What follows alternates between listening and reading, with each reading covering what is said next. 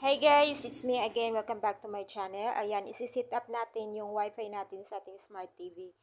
Ayan, ganyan lang siya guys, kadali. Punta lang tayo sa settings, tapos punta tayo dito sa left side sa taas sa wifi natin. Tapos ilalagay lang natin yung password ng wifi natin. Ayan, ganyan lang siya guys. Ayan, ita-type in mo lang yung password ng wifi mo para magiging connected na yung smart TV natin.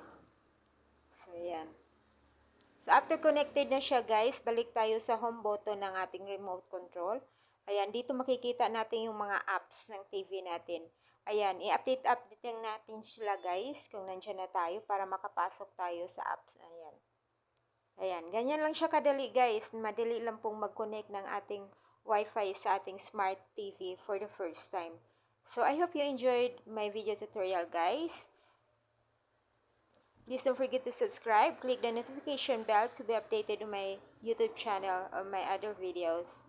Thank you for watching. See you next time. Bye!